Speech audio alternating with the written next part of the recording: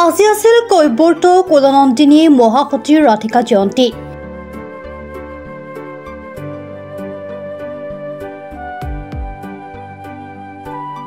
এই অনুষ্ঠান কেন্দ্ৰীয়ভাৱে আয়োজন কৰিছিল বোকাখাতৰ ৰজাবাৰীত, কিন্তু দেশৰ যুদ্ধ পৰিস্থিতিৰ পৰিপ্ৰেক্ষিতত বাতিল কৰা হৈছিল বাহুল্য কাৰ্যসূচী। কেন্দ্ৰীয় সমিতিৰ বিষয়ববীয়াৰ উপস্থিতিত এক শ্ৰদ্ধাঞ্জলি অনুষ্ঠান সম্পন্ন কৰে বোকাখাত ৰজাবাৰীৰ মিলন প্ৰাথমিক হৰি মন্দিৰত। কাৰ্যসূচী স্থগিত ৰখাৰ কাৰণ সম্পৰ্কে ব্যাখ্যা আগবঢ়ায় সভানেত্ৰী ৰূপালী দাসে।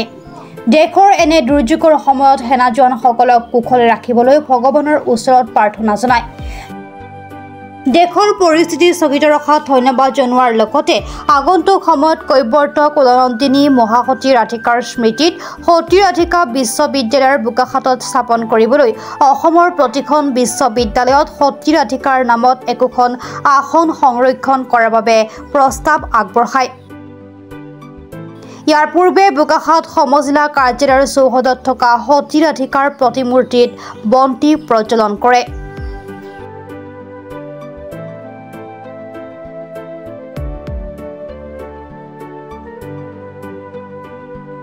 হয়, নমস্কাৰ।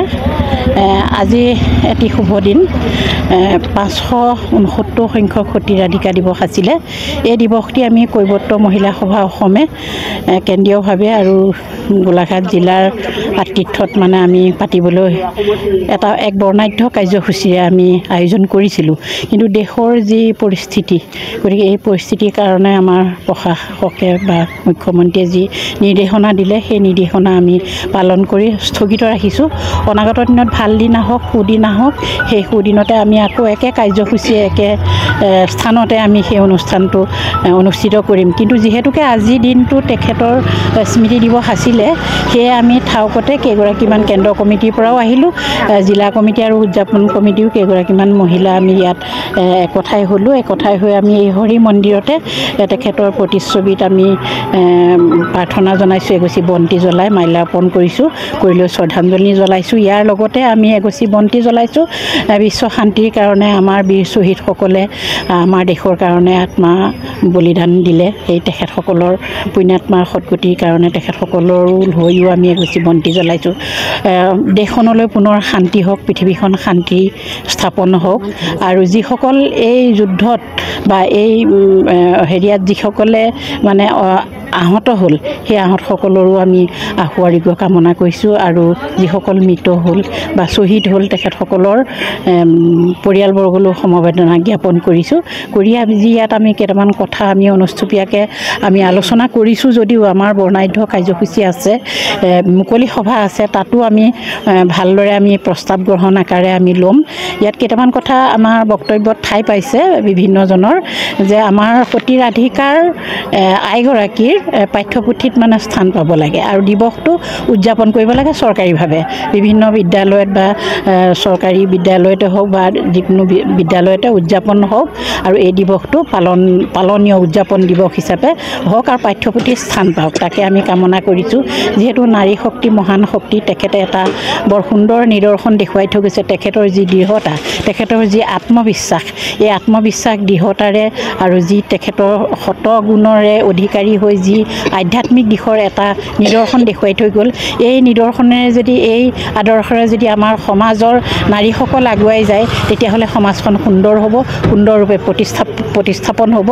তাকে আমি কামনা কৰি আমি এই আহ্বান জনাইছোঁ। আৰু এখন আমাৰ বিশ্ববিদ্যালয় হ'ব লাগে। বিশ্ববিদ্যালয় আমাৰ আইগৰাকীৰ নামত এই জিলাতেই হওক বা যিকোনো জিলাত ধৰি লওক, এই জিলাতো আমি আশা প্ৰকাশ কৰিছোঁ, বা বাকী য'ত সুযোগ সুবিধা হয় তাত স্থাপন হওক, তাকে আমি আহ্বান জনাইছোঁ। আৰু এটা প্ৰস্তাৱ আমি সেইদিনা মুকলি সভাতে ল'ম। আৰু তাৰোপৰি আৰু এটা কথা দিছোঁ, প্ৰতি জিলা, প্ৰতি সমজিলাতে আইগৰাকী এটা প্ৰতিমূৰ্তি, পূৰ্ণাংগ প্ৰতিমূৰ্তি স্থাপন হওক, তাকে আমি আন্তৰিকতাৰে কামনা কৰিছোঁ, আহ্বান জনাইছোঁ। আৰু সেইদিনা মুকলি সভাত আমি সম্পূৰ্ণকৈ এই প্ৰস্তাৱকেইটা আমি গ্ৰহণ কৰিম। গতিকে আপোনালোকক আমি ধন্যবাদ, কৃতজ্ঞতা জ্ঞাপন কৰিছোঁ। আজিৰ যুগত এই সময়ত আমাৰ প্ৰচাৰ মাধ্যম নিশ্চয়কৈ সক্ৰিয় হ'লেহে আমাৰ সমাজৰ যিকোনো কাম সুচাৰুৰূপে সম্পন্ন হ'ব আৰু সমাজখন আগুৱাই নিয়াত সহায় হ'ব। গতিকে আপোনালোকক ধন্যবাদ, কৃতজ্ঞতা জ্ঞাপন কৰিছোঁ। আপোনালোকে অতি নিষ্ঠাৰে সততাৰে নিৰ্ভীক সাংবাদিক মাধ্যম আপোনালোকে গ্ৰহণ কৰি প্ৰচাৰ প্ৰসাৰ কৰক তাৰ বাবে মই আপোনালোকলৈ একান্ত অনুৰোধ জনাইলোঁ আৰু এই অনুষ্ঠানটো প্ৰচাৰৰ কাৰণে যি পদক্ষেপ ল'লে তাৰ বাবে মই আপোনালোকক ধন্যবাদ আৰু কৃতজ্ঞতা জ্ঞাপন কৰিছোঁ অনাগত দিনতো এইদৰে আমাৰ লগত থাকি আমাক আগুৱাই নিব বুলি আশা প্ৰকাশ কৰিলোঁ ধন্যবাদ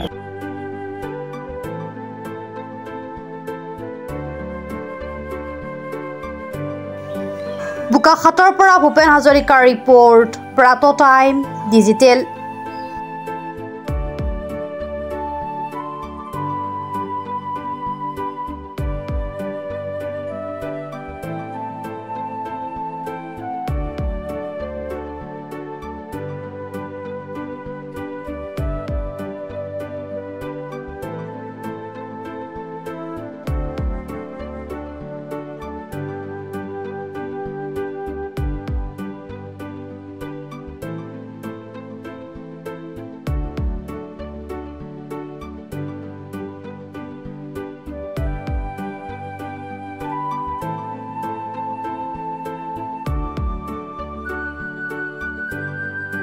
অসমৰ সংবাদ জগতখনৰ বাবে এক সুখৰ খবৰ আপোচবিহীন ৰাইজৰ কণ্ঠ সাপ্তাহিক কবচ পুনৰ এবাৰ অসমৰ ৰাইজৰ মাজলৈ